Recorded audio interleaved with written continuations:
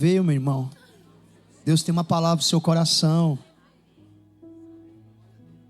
Nós estamos muito felizes de estar esse tempo com vocês, conhecendo mais uma parte aí, né? Mais uma porção da nossa família Lagoinha.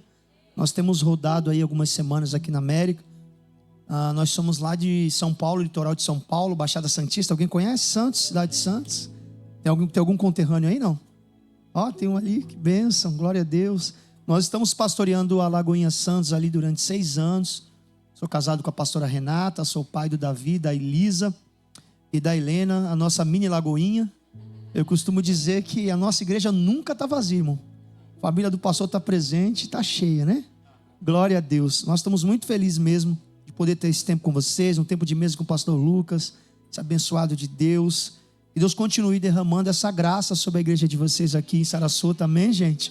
Glória a Deus, que igreja linda, que igreja linda. Aí depois eu descobri que o pastor, a formação dele é arquiteto, né? Aleluia. Aí eu fui entender, né? Cada detalhe, eu falei, glória a Deus. Deus continue abençoando vocês. Eu quero compartilhar uma palavra em Êxodo, capítulo 2. Êxodo, capítulo 2, o verso de número 1 em diante.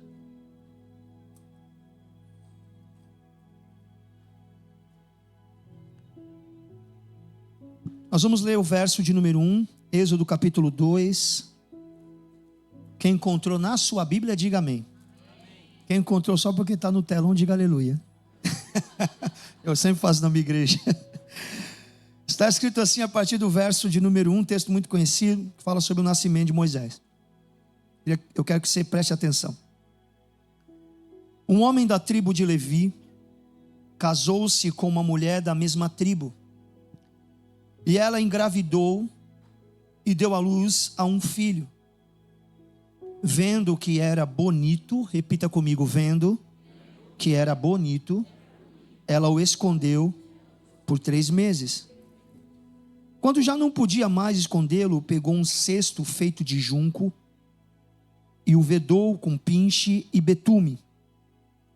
E colocou nele o menino e deixou o cesto entre os juncos, à margem do Nilo. Somente até aí. Eu queria pensar com vocês nessa manhã. Na verdade, já é tarde aqui, amém, gente? Meio-dia, passou de meio-dia no Brasil, a gente fala que já é tarde, né? Nessa tarde eu queria compartilhar um tema com vocês. Decisões que decidem destinos. Grava esse tema no seu coração, eu quero falar sobre isso. Decisões que decidem destinos. Nós lemos aqui o capítulo 2 do livro de Êxodo, que na verdade é o início de um novo tempo para o povo hebreu.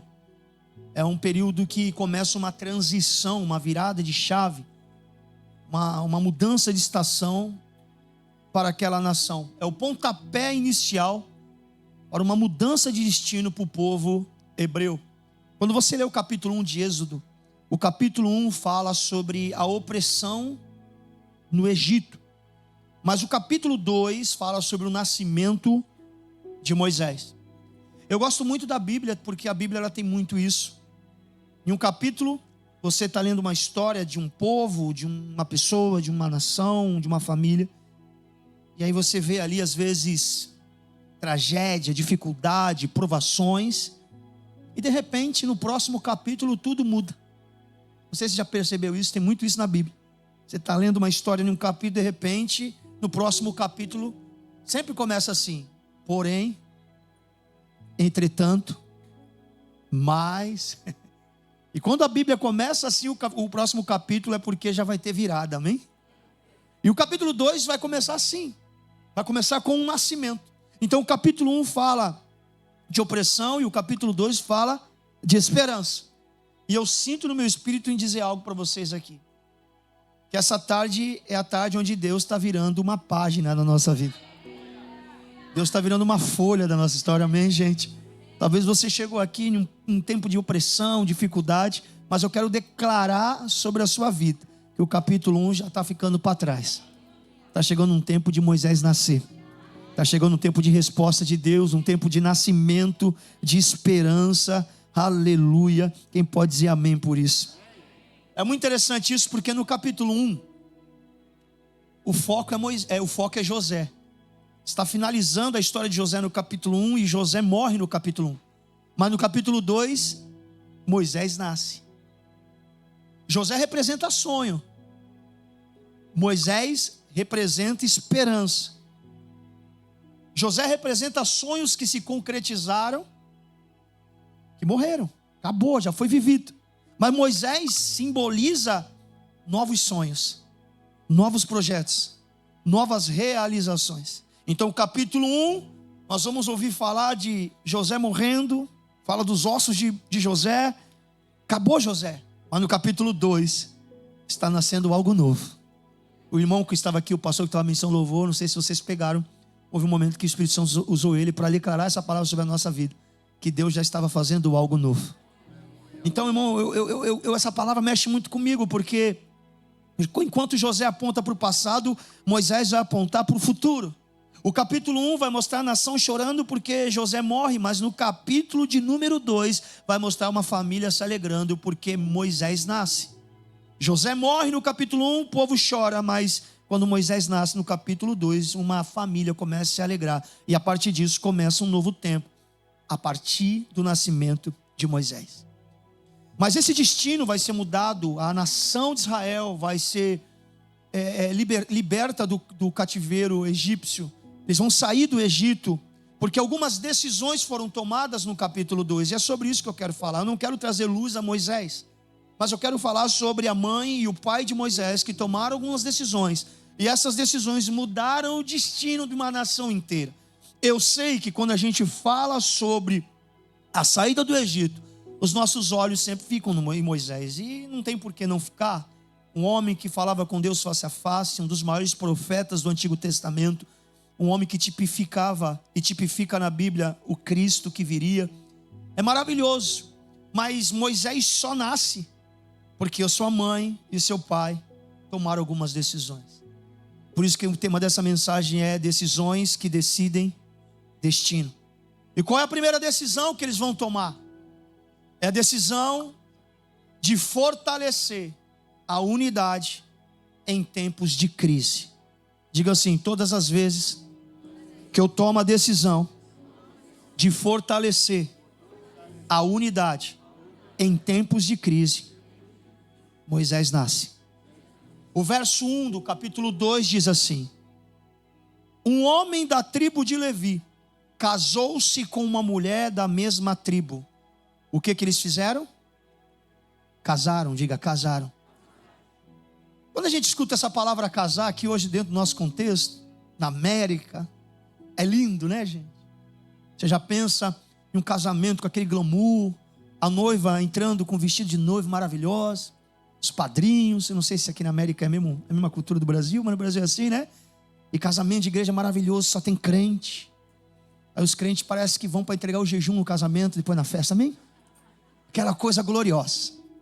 Mas eu quero que você volte alguns milhares de anos lá dentro do Egito. A nação cativa. Trabalhando na construção de tijolos. Tanto mulher quanto homem eram obrigados a trabalhar no pesado. Havia fome, havia escassez, havia opressão, havia sofrimento, havia dor.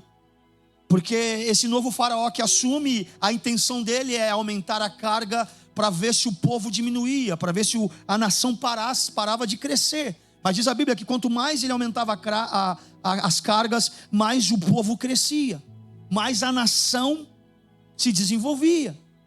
Eu estava dizendo para uns pastores essa semana que crente é que nem massa de pão caseiro, não sei se você sabe disso. Pão caseiro, quanto mais tu sova, quanto mais tu bate, mais cresce, amém? Então, se você está apanhando, é porque você está crescendo, aleluia. Diga para o irmão que está ao seu lado, diga assim: você tem a unção do pão caseiro, diga para ele.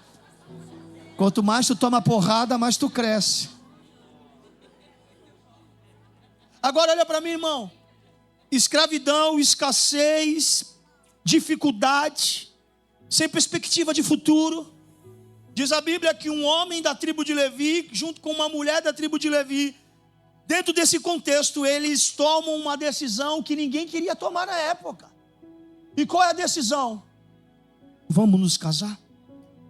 Vamos nos unir? Vamos estreitar a nossa unidade, o nosso relacionamento. Isso não está escrito aqui por acaso. O capítulo 1 fala de opressão e o capítulo 2 começa assim: um homem da tribo de Levi casou com uma mulher da mesma tribo. E depois nasce Moisés. Aqui a gente lê a Bíblia correndo e não presta atenção no detalhe. O que Deus está querendo nos ensinar? Cara, sempre que tiver difícil, sempre que você estiver vendo tempo de opressão, tempo de dificuldade, tempo de escassez, não se espalhe, não separa, não vai para longe. Pelo contrário, fique mais perto. Se una, estabeleça relacionamento, estabeleça comunhão, porque a unidade em tempo de crise é que vai fazer Moisés vir a vida, vai fazer Moisés vir ao mundo. Então tudo o que vai acontecer no capítulo 3, capítulo 4, todos os milagres, todas as maravilhas, mar aberto, o povo caminhando no deserto, roupa que não se desgastava, sapato que não se perdia, milagres, tudo isso é consequência de uma decisão. Qual a decisão? Vamos nos unir em tempo de crise. Vamos nos unir quando as coisas estão dando errada. Vamos dar as mãos e vamos estabelecer a comunhão, porque Deus ordena a bênção onde há comunhão. A mudança de destino começou através da aproximação de pessoas. A mudança de destino começou através da aproximação de pessoas, porque juntos nós somos mais fortes. Não precisa ir muito longe. Vê você na sua casa, nos momentos mais difíceis que vocês passaram lá, vocês superaram isso porque vocês estavam unidos. O marido, a mulher, os filhos estão tudo na mesma vibe, na mesma visão, unidade. Sempre quando o diabo ele quer matar uma igreja, destruir uma família, destruir uma nação, primeiro o que ele faz? Ele separa. Olha para mim. A igreja no Novo Testamento passou por algumas perseguições. O diabo tentou várias formas de tentar destruir a igreja. Primeiro, tentar destruir a igreja na sua origem, Jesus. E começaram a defamar Jesus. Não, Beelzebul expulsa demônios no nome dos maior dos demônios. É um blasfêmio. Levam Jesus para a cruz. Eles tentaram levar Jesus para a cruz através da denúncia de blasfêmia, mas Roma não pode condenar ninguém por conta de um crime religioso, porque Roma não tem nada a ver com isso. Então o que eles fazem? Então vamos tentar a segunda cartada. Vamos falar que ele está fazendo uma rebelião, está tentando se rebeliar contra César. Foi por isso que Pilatos, ele cede, só aí. Levam Jesus na cruz, Jesus morre na sexta-feira, o diabo falou, acabou. Agora esse negócio de igreja acabou. Aí no domingo quem aparece? Aleluia. Quem volta no domingo? Jesus volta no domingo. Aí o diabo fica mais endemoniado ainda, fala, rapaz, não pode ser.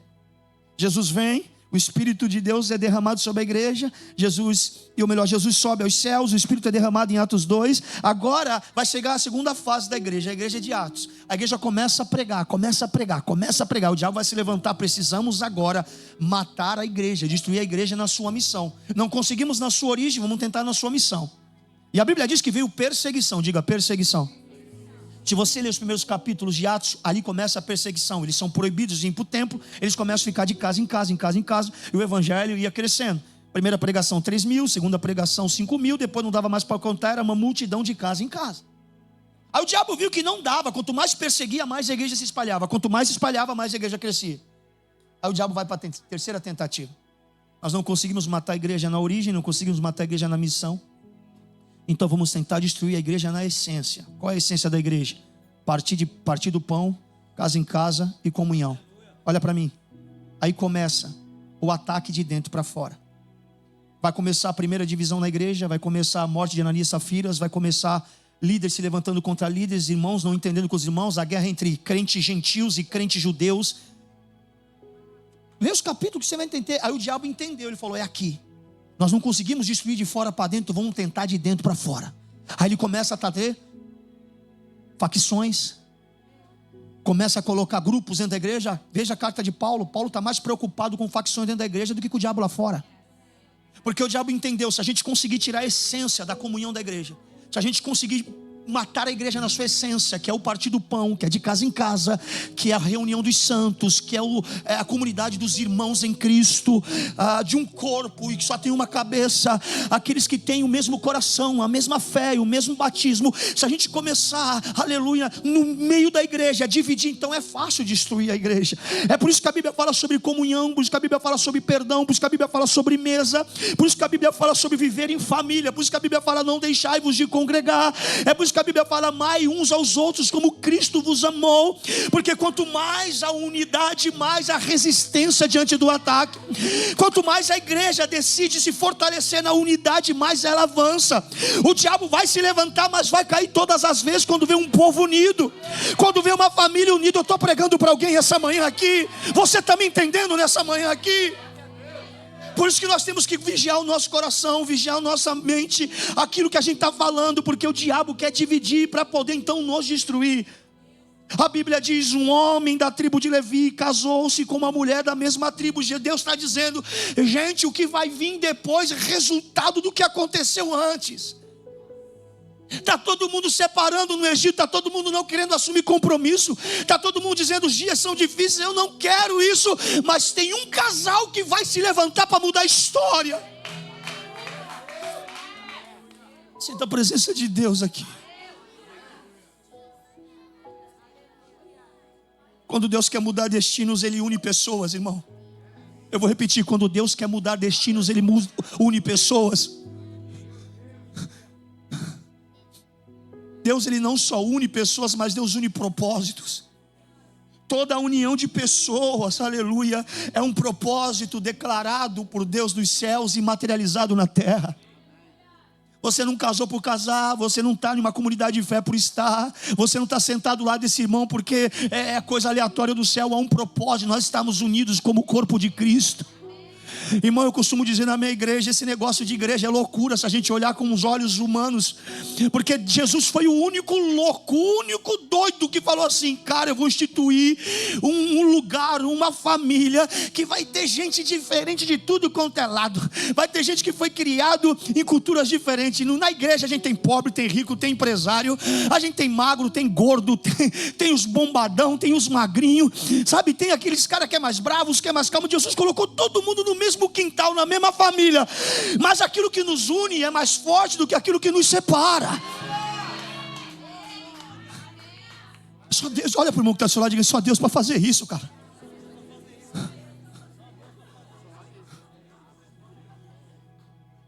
Deus não chamou iguais, Deus chamou diferentes que vão se tornar um. A igreja é o único lugar, irmão, que a gente chega, a gente fala, meu Deus, o cara é tão diferente de mim, mas eu amo esse cara. Aquele se vê diferente de mim, mas eu amo ele. Só a igreja, irmão. Isso é espiritual, é o corpo de Cristo na terra. Não há gregos, não há bárbaros, não há judeus, não há gentios. Todas as barreiras de inimizades caíram por terra, nós somos um. E é isso que nos fortalece. Segure na mão do teu irmão aí, diga para ele, eu te amo em Cristo Jesus. Diga para ele, tu é diferente do que mim, mas eu te amo. Diga, tu é diferente de mim, mas eu te amo em Cristo Jesus. Esse é o único lugar que as pessoas se encontram. A gente vem de tudo quanto é lugar, mas aqui é onde a gente se encontra, é o caminho. A gente vem de tantas esquinas, de tantos becos, de tantos vielas, de tanto lugar, mas a gente se encontra no caminho. O caminho. Na igreja tem os irmãos do glória a Deus, aleluia, os mais escandalosos. Tu está dando glória. É aquele irmão mais quietinho que está ali só olhando, mas está queimando por dentro. Eu já conheci os irmãos da unção do riso, já sentou do lado um dia de uma irmã, e quando Deus começava a falar no coração dela, ela fica dando gargalhada. Tem os irmãos do aviãozinho, passou uma irmã aqui num Boeing 147. Não é verdade?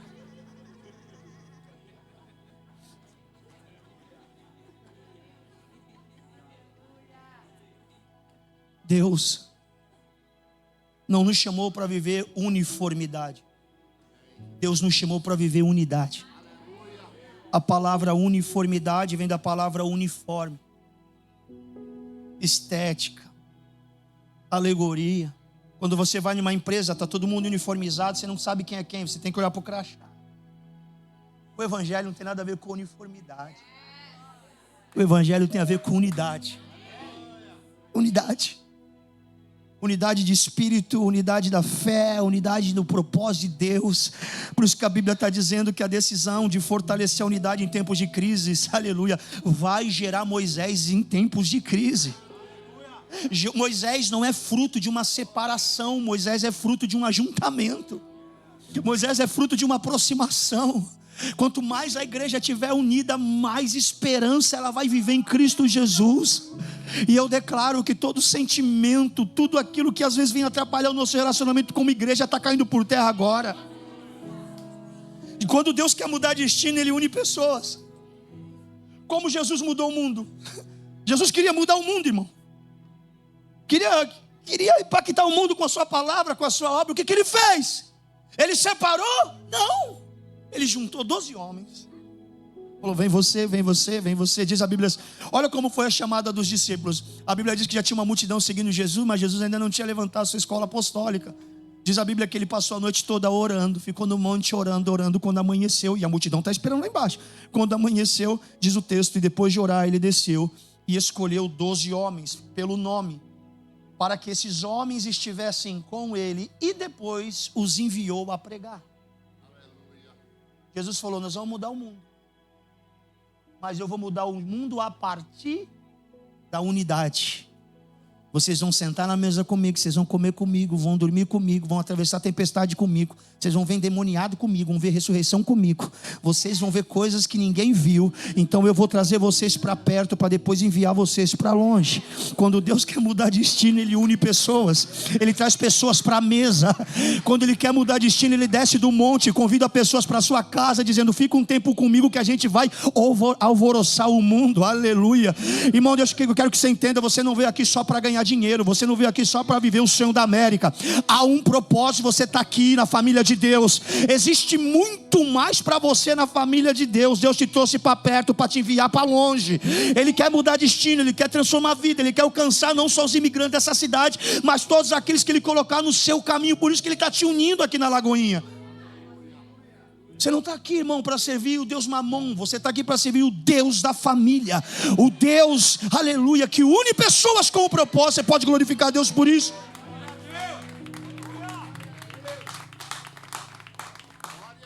E essa unidade que nós vivemos aqui na igreja, na terra, é só uma preparação para aquilo que a gente vai viver na eternidade, irmão. Então, você vai olhar para o irmão que está ao seu lado e diga assim, me ama, meu filho. Porque aqui ainda tu pode falar, eu não vou para o culto porque fulano está lá. Mas lá no céu, como é que você vai fazer? E a minha oração é que esse irmão seja seu vizinho lá. Jesus disse, não se turbe o vosso coração, crede em Deus, crede também em mim. Na casa do meu pai há muitos aposentos, há muitos lugares. O que são aposentos? Quartos, aleluia. Eu vou declarar, aleluia. Tu vai dormir do lado daquele irmão que você não está, onde você não gosta hoje. Todo dia que você acordar na eternidade, paz do Senhor, varão, aleluia. Então vai se acostumando, irmão. Essa é a unidade dos santos. Amém? Irmão, o relógio travou lá, nem sei quanto tempo é, hein? Segunda decisão que muda o destino. A primeira decisão é a unidade. Segunda decisão que muda o destino é olhar a vida na perspectiva de Deus. Olha o que diz o verso número 2. E ela engravidou e deu à luz a um filho, vendo que era bonito. Repita comigo, vendo que era bonito. Vírgula. Ela o escondeu por 3 meses. Por que ela escondeu Moisés? Interpretação de texto, varão. Já esqueceu o português, é? Põe aqui na tela o verso 2, por favor. A gente lê a Bíblia de uma forma muito rápida, a gente não presta atenção nos detalhes. Ela engravidou e deu à luz a um filho, vendo que era bonito, vírgula. Ela o escondeu por 3 meses. Por que ela esconde Moisés? Olha para mim. Deus não apareceu para ela e disse assim, esconde Moisés. Ela não teve uma visão, ela não teve um sonho. Nenhum profeta veio marchando no culto e disse, Joquebede, o menino não vai morrer, não. Ele vai matar o menino. Olha para mim. Ela escondeu Moisés a partir de uma visão que ela teve quando olhou para o menino nascido. Ela viu que o menino era bonito, vírgula, ela o escondeu. Naquela época não tinha pré-natal. As mulheres eram escravas. Flávio Joséfo, um historiador, quase no tempo de Jesus, que narrou a história dos hebreus desde o Egito, ele chega a dizer em um dos seus escritos que os filhos que nasciam no Egito nesse período, eles nasciam com deficiência, desnutridos. Isso quando nascia. Era muito difícil ter um filho em condições perfeitas naquela época e nas condições que eles viviam. As mulheres carregavam peso, as grávidas carregavam peso todos os dias, para a noite comer lavagem que vinha do palácio de Faraó. Ela está 9 meses em gestação e não parou nem um minuto para descansar. Ela está trabalhando desde o primeiro dia que ela engravidou. Nesses 9 meses, Joquebede e Anrão, eles já estão preparados no seu coração que ou não vai vingar, vai ter um aborto espontâneo no meio do caminho, e se nascer, vai nascer, só Deus sabe como. Mas no dia que Moisés nasceu, e as parteiras entregaram Moisés na mão dela, ela olhou, e o texto diz, e ela vendo que era bonito. Essa palavra bonito no hebraico é uma palavra chamada tof. Tof, naquela linguagem, significa bondade de Deus sobre algo. Não, você não entendeu. Quando a parteira tirou Moisés lá de dentro dela e falou assim, está aqui. Ela estava esperando o menino com algum tipo de defeito ou morto. Mas quando ela viu a bondade de Deus. E nós, em português, a nossa Bíblia diz, e ela vendo que era bonito. No original está escrito, e ela vendo que ele tinha o favor de Deus, a bondade de Deus estava sobre ela, sobre ele. O que a Bíblia está querendo dizer? Que quando ela olhou para Moisés, ela olhou e viu, os olhos são perfeitos, a perninha está perfeita, tudo nele está perfeito, não tem doença, ele está vivo. O pediatra dos pediatras cuidou dele. E ela disse, se tem algo de Deus nele, é porque ele tem promessa dos céus. Então o diabo não vai tomar de mim. O diabo não vai levar de mim, eu vou esconder ele. Escute, irmão, nós vamos viver na perspectiva daquilo que nós enxergamos. Nós só vamos esconder Moisés se a gente olhar para ele e conseguir ver os detalhes de Deus nele. Uma mãe só vai continuar lutando pelos seus filhos se ela olhar para os seus filhos e conseguir ver Deus neles.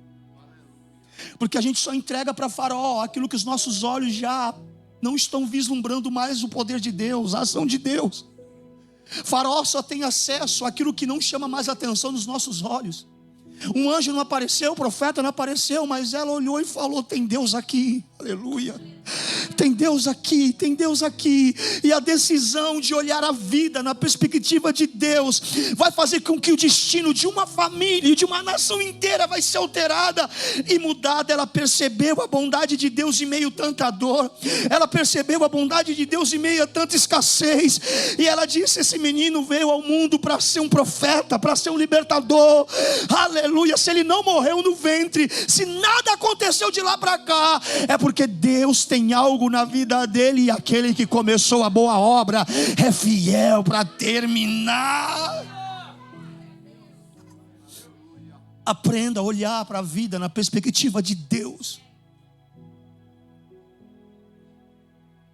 Nem sempre os sinais de Deus serão terremotos, serão fogo, serão tempestade. Às vezes os sinais de Deus são quase que imperceptíveis. Às vezes Deus vem na brisa. Às vezes Deus está na lancheirinha de um menino que está sentado lá no fundo, que tem 5 pães e 2 peixinhos dessa lancheirinha. E a gente está colocando a mão do bolso e procurando dinheiro. Senhor, não tem dinheiro, mas está ali, a lancheirinha está ali. É o detalhe.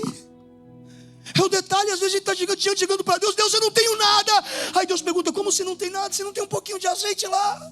Mais um pouquinho mais. Nos teus olhos não é nada, Daniel, mas nos meus olhos é o detalhe que faltava para o teu milagre. A gente precisa olhar para os nossos Moisés e começar a enxergar o que Deus já está fazendo, irmão. Deus não vai fazer, Deus já está fazendo. E ela, vendo que o menino era bonito, ela escondeu. Ela escondeu. A tua história é linda. A família é linda. Teu casamento é lindo. Pastor, não é lindo. A tua vida, o teu ministério, o teu chamado é lindo. Não deixe que o diabo te fale o contrário do que isso. Jesus disse: os teus olhos são a lâmpada do corpo. Se os teus olhos forem bons, todo o seu corpo será bom. Se os teus olhos forem ruim, todo o seu corpo estará em trevas. O que Jesus está dizendo? Os seus olhos são o interruptor da sua alma. Se os teus olhos estiverem bons, então todo o seu corpo terá luz. As suas ações serão ações intencionais. Se os teus olhos estiverem bons, você não vai estar perdido. Você vai saber para onde você está indo, o que você está fazendo. Vai ter uma intencionalidade, porque tu está guardando Moisés. Mas se os teus olhos forem ruins, você está perdido dentro de si. Há uma escuridão dentro de você. É por isso que muitas pessoas semanalmente entram dentro do nosso gabinete ou mandam mensagem dizendo: pastor, estou me sentindo perdido. Porque elas perderam a perspectiva da vida. Elas pararam de olhar a vida através da lupa de Deus, através do óculos de Deus, da perspectiva de Deus. Escuta, quando os discípulos chegaram para Jesus naquele deserto da multiplicação, os discípulos falaram para Jesus: manda o povo embora porque o lugar é deserto. Está na Bíblia: manda o povo embora porque o lugar é deserto. Se você ler o texto, Jesus diz assim lá na frente: manda o povo sentar na relva. Peraí, o que é relva? Grama, diga grama. Olha a perspectiva dos discípulos: só tem areia, manda o povo embora. Aí Jesus fala: não só tem areia não, tem grama. Você não entendeu nada, irmão. A gente está dizendo: Deus não vai dar porque só tem deserto, manda o povo embora, tá? Não tem condições, não tem nem onde sentar. E de repente Jesus começa a mostrar para mim e para você o que a gente não enxergou. Irmão, escuta, de Gênesis Apocalipse é a única referência, aparece várias vezes deserto na Bíblia, mas é a única referência na Bíblia que aparece grama no deserto, relva no deserto. É na passagem da multiplicação. E quem viu grama no deserto? Jesus. Se atenta aos detalhes. Levante sua mão, sinta a presença de Deus aqui. Deus nesses dias vai abrir os teus olhos, vai abrir tua visão. Deus vai ampliar a sua perspectiva. Você não vai ver a vida em preto e branco. Deus vai mostrar para você onde está a relva. Deus vai mostrar para você onde está a lancheirinha com 5 pães e 2 peixinhos. Ei, Deus vai mostrar para você que aquilo que você tem lá, um pouquinho de farinha, um pouquinho de azeite é suficiente.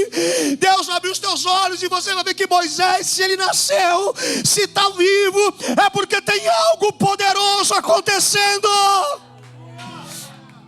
Não entregue Moisés. A nossa percepção dirá como reagiremos diante do que Deus está fazendo. Ela guardou porque enxergou. Ela guardou porque enxergou. Ela guardou porque ela viu. Porque se ela não tivesse visto, ela ia pegar Moisés e ia entregar para os soldados. Os capatazes: mata. Estava todo mundo fazendo isso. Mas a Bíblia diz: ela escondeu por 3 meses. Diga assim: ela escondeu por 3 meses. Porque ela viu. Ela viu. A história de Moisés é resultado de uma visão. A história de Moisés é resultado de uma mãe que olhou, acreditou nos detalhes de Deus e disse: eu vou guardar esse menino. Esse menino tem algo diferente nele. Não desista, irmão. Não entregue seu Moisés para Faraó. Seu Moisés é lindo. Não entregue a tua empresa para Faraó. A tua empresa é de Deus. Teu ministério é de Deus. Tua família é de Deus. Tua vida é de Deus. Aquilo que não te mata te deixa mais forte. Moisés nasceu desse jeito no meio de tanta dor, de tanta improbabilidade. É porque Deus estava dizendo: esse menino tem história. Esse menino tem chamada. Esse menino tem algo poderoso na vida dele. Morreu muitas crianças, irmão. Muitas crianças morriam todos os dias. Mas no meio de tanto choro de luto, no meio de tanto choro de dor, alguém está dizendo: é lindo, é lindo, é lindo, é lindo, é lindo, é lindo, é lindo, é lindo, é lindo, é lindo, é lindo, é lindo, é lindo, é lindo. Comece a mudar a sua visão em relação aquilo que Deus tem colocado em suas mãos. Se você não valorizar o Moisés que Deus está te dando, ninguém vai fazer isso por você. Aquilo que talvez você está dizendo que está feio agora, se você mudar a sua visão, vai se tornar o libertador de um povo. A maneira como a gente enxerga a vida vai dizer como nós vamos viver diante das dificuldades, das adversidades. Nós não precisamos de mais um profeta, nós não precisamos de mais uma palavra, nós só precisamos enxergar o que Deus já está nos mostrando claramente. Nós não precisamos de mais uma revelação, não. Nós não precisamos de mais um culto, já está claro, está patente. O irmão disse aqui, eu já estou fazendo algo novo. Será que vocês não percebem? O problema é que a gente está tão distraído com tantas coisas, com tantas preocupações. E Deus está dizendo, cara, já está diante de você, olha aí. Ele está chorando, ele está vivo. Ele não morreu. Será que isso não é suficiente para provar que Deus tem algo na sua vida? O rebaixando, levante sua mão, por favor. A presença de Deus está forte aqui. Feche seus olhos por alguns instantes.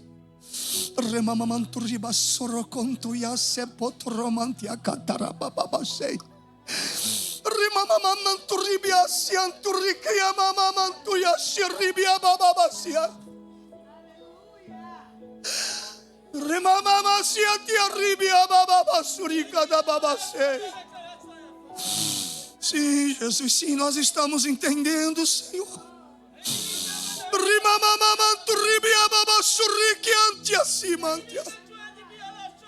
Nós estamos entendendo, Senhor. Estamos entendendo, Jesus, porque o Senhor nos trouxe essa tarde aqui. Nós não vamos entregar os nossos Moisés.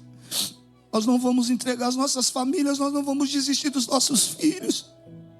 Nós não vamos desistir do sonho que o Senhor colocou no nosso coração. Nós vamos guardar. Nós vamos esconder. Nós vamos proteger. Até que Moisés cresça. Até que Moisés tenha experiência com a sarça pegando fogo. Até que Moisés, Senhor, lidere uma nação inteira. Até que o mar se abra diante de Moisés. Até que Moisés suba no Monte Sinai e te veja face a face e receba as tábuas da lei. Nós vamos continuar unidos, nós vamos continuar vendo o que o Senhor está mostrando.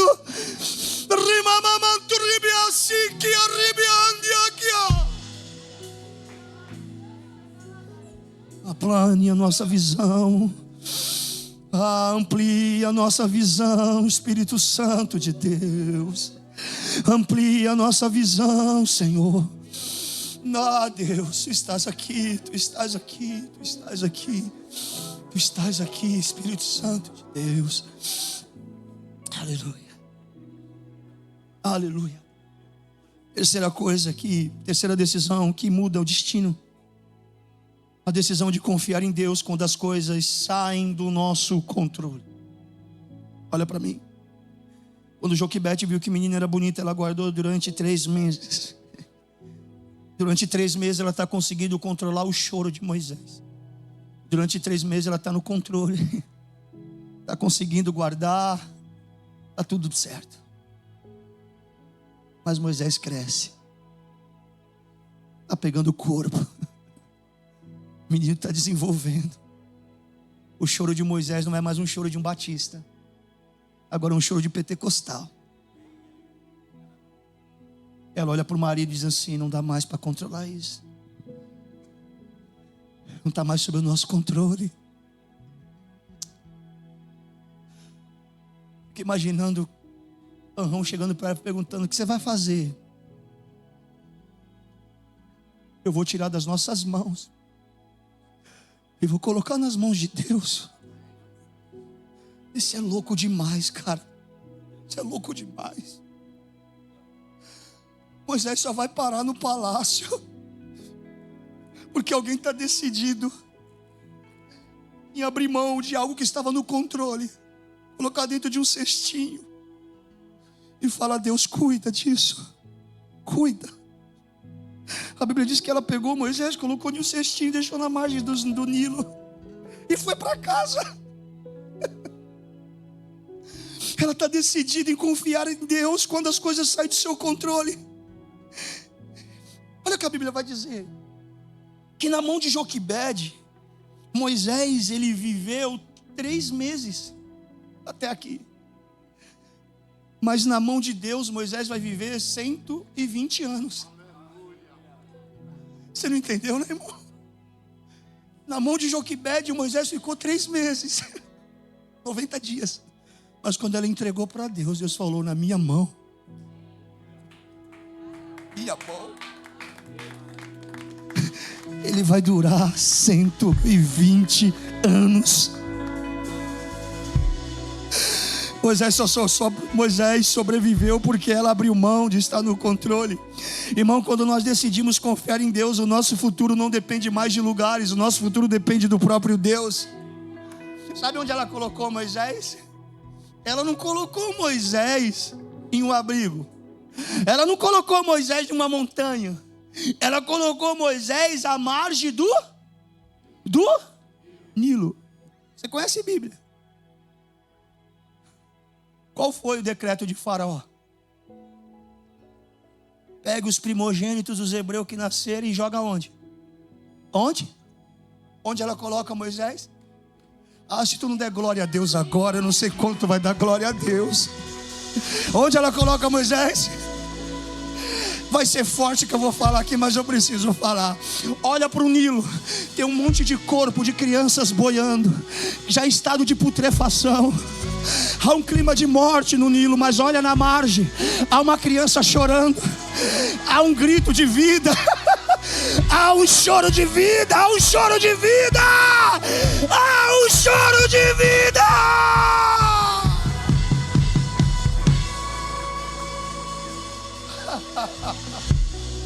Há um choro de vida em meio à morte.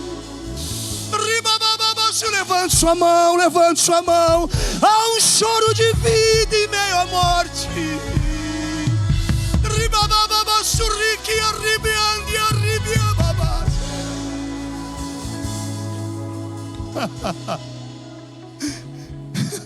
Ela disse, Deus não está mais sobre o meu controle, está sob o teu cuidado. Olha para mim. Ambiente de morte. Segundo, o Nilo naquela época tinha os crocodilos gigantes. Pode estudar isso. O livro de Jó chega a falar sobre esses crocodilos. Crocodilo gigantesco. Os historiadores diziam que naquela época o Nilo era cheio de crocodilo. Onde ela coloca Moisés? Aonde? Na mão de Joquebede, Moisés só ia durar 3 meses. Mas na mão de Deus, Deus vai cuidar dele 120 anos. Ele vai estar em ambiente de morte e não vai morrer. Ele vai estar em um ambiente de perigo e ninguém vai tocar nele, nem os crocodilos. Você vai ser profeta para alguém agora. Diga para essa pessoa, os teus sonhos, a tua família, o teu ministério está bem guardado, está bem cuidado. Diga, os crocodilos não vão devorar. Deus está cuidando do cestinho. Deus está cuidando do cestinho. Deus está cuidando do cestinho. Deus está cuidando do cestinho. Será que você pode saltar da cadeira e glorificar a Deus? Porque Ele está cuidando do cestinho. Está cuidando. Está cuidando. Está cuidando. Está cuidando.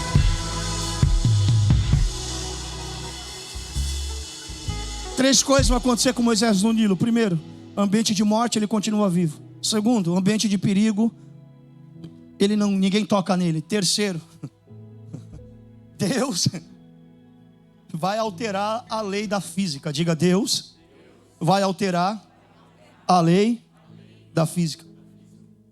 Olha para mim. Muitos estudiosos, historiadores dizem que o palácio de Faraó era na parte mais alta do Nilo.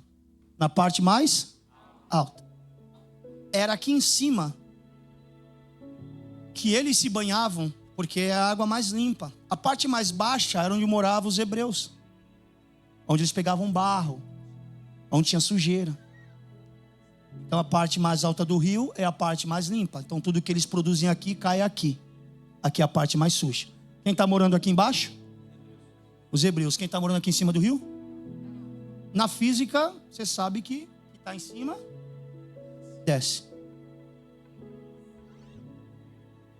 Ela deixa o menino margem do Nilo, onde? Em cima ou embaixo? Em cima ou embaixo? Mas a princesa, ela toma banho aonde? E como ela encontra o menino? Como? Só tem uma forma. O rio está indo para lá e o cestinho está indo para cá. De vez o cestinho descer, o cestinho está subindo. Não me pergunte como, irmão. É o mesmo Deus que abriu o mar, é o mesmo Deus que multiplicou o pão, é o mesmo Deus que chamou Lázaro 4 dias morto para fora. Não pergunte como. Mas Deus fez de alguma forma para que Moisés chegasse até a princesa. E ela encontrou Moisés. Sabe o que Deus vai fazer, irmão? Deus vai alterar o tempo. Deus vai mudar a física. Deus vai fazer o possível e o impossível. Mas Moisés vai cumprir o propósito dele. Se você permanecer unido, se você permanecer com a sua visão, e se você deixar ele, Deus está no controle da sua vida, se prepara, que de vez o cestinho descer, o cestinho vai subir. Diga assim: o meu cestinho, ele não está descendo. Diga: ele está subindo. Diga: ele está subindo, ele está subindo, ele está subindo. Vamos, será que você pode abrir a sua boca? Vamos declarar isso. Ele está subindo, ele está subindo, ele está subindo, ele está subindo. Eu declaro isso sobre você. Coisas grandes e poderosas estão acontecendo. Deus está alterando destinos. Deus está mudando sentenças. Deus está inaugurando um novo tempo. Vamos! Nós cremos. Nós cremos. Levante sua mão.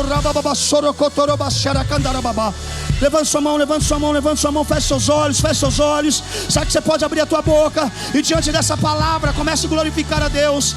Enquanto o louvor se prepara, vamos encher este lugar de adoração. Vamos encher este lugar de vida. Deus está cuidando do cestinho. Aleluia. Temer porque se eu estou guardado por quem nunca perdeu batalha. Vamos, será que você pode declarar isso? Levante sua mão para os céus e declare isso com toda a sua força, vai. Jeová Jireh irás prover de novo. Eu creio em ti. Haja o que houver, venha o que vier, irás prover de novo. Eu creio em ti. Eu não vivo do que vejo, vivo do que creio. Irás prover de novo. Eu creio em ti.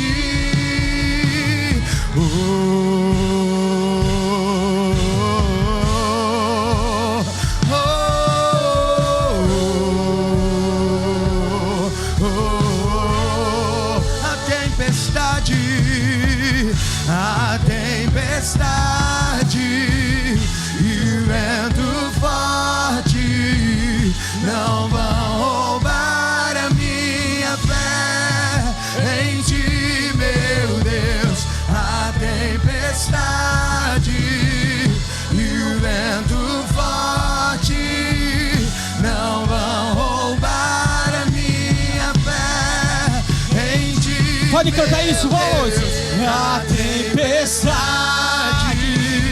e o vento forte não vão tirar, não vão roubar a minha fé em ti, meu Deus.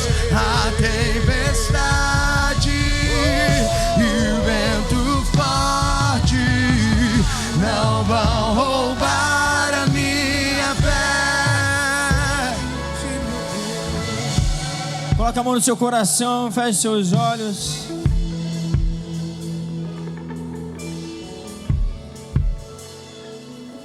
Eu quero que você ore agora junto comigo. A oração que você vai fazer juntos, em unidade, é uma oração de entrega do seu coração para Jesus, entrega da sua vida para Jesus.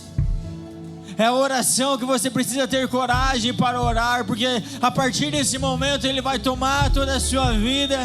A partir daquele momento, aquilo que era para durar 3 meses vai durar 120 anos, mas precisa tomar coragem para entregar. Com a mão no seu coração, com seus olhos fechados, eu quero que você repita assim: Pai, eu entrego a minha vida, eu entrego os meus dias para o Senhor. O Senhor é dono da minha vida, e eu confesso que Tu és o meu Senhor e o meu Salvador, o meu Messias, o que eu tanto precisava. Ore assim também: Pai, e eu que andei nos Seus caminhos e saí dele, hoje eu volto para nunca mais o abandonar, em o nome de Jesus, amém. Ainda com a mão do seu coração, com seus olhos fechados, você que fez a sua oração pela primeira vez, ou você já fez essa primeira oração, mas fez a segunda oração de entrega para Cristo da sua vida, dos seus dias, eu quero contar até 3, e a partir de contar até 3, eu quero que você que fez essa oração levante sua mão. Você não vai estar levantando a mão para a igreja, você não vai estar levantando a mão para o pastor, você não vai estar levantando a mão para os seus amigos, você vai estar levantando a mão para Jesus. É só Ele que te salva, é só Ele que é o dono do seu coração, é para Jesus. Então eu conto até 3 até agora e você ergue a sua mão. Mas se você está online, você pode escrever #Descido por Jesus. Vai ter moderadores junto com você orando também aí, assim como nós vamos orar aqui. Eu conto até 3 e você ergue a sua mão em 1, 2, 3. Ergue a sua mão o mais alto possível. Se tem alguém que fez essa oração pela primeira vez, ou alguém voltando aos caminhos do Pai. Aleluia, aleluia, aleluia. Glória a Deus, glória a Deus. Pai amado, Pai querido, ó Pai. Ó Pai, nessa tarde o Senhor fez mais uma vez, ó Pai. A nossa expectativa era uma, mas o Senhor entregou em dobro, ó Pai. Nós queríamos algo, ó Pai, mas o Senhor transbordou aquilo que nós queríamos, Pai. Ó Pai, nós saímos daqui, ó Pai, com o tanque cheio, ó Pai, com o tanque transbordando, ó Pai. Nós queimaremos por Ti, ó Pai. Ó Pai, nós anunciaremos o Teu Evangelho, ó Pai. Ó Pai, nós saímos daqui, ó Pai, com o coração, ó Pai, fervendo por Ti, ó Pai. E nós declaramos, ó Pai, que a nossa cidade verá a glória de Deus, ó Pai. Que Sarasota, Bradenton, toda a região, ó Pai, verá, ó Pai, filhos posicionados na palavra. Verá, ó Pai amado, o Senhor está em nós. O Senhor habita em cada um de nós, ó Pai. Então nos usa, ó Pai. Nós pregaremos, nós anunciaremos, ó Pai. Ó Pai amado, nós oraremos, ó Pai amado, e o morto será ressuscitado. Nós oraremos, ó Pai, a enfermidade será cessada, ó Pai. Através dos seus, ó Pai, através da sua igreja vai acontecer, ó Pai. Vai acontecer. Em o nome de Jesus Cristo, em o nome de Jesus. Amém, amém, amém. Amém, igreja. Deus abençoe você, a sua casa. Não esqueça, nessa quarta-feira vamos ver o Thanksgiving juntos. E nesse sábado viveremos nosso Super Seed. Domingo um culto só, para celebrar a Cristo, amém? Não esqueça, sexta-feira não é um dia do mamão, é o seu dia de pegar essa semente, amém? Deus abençoe.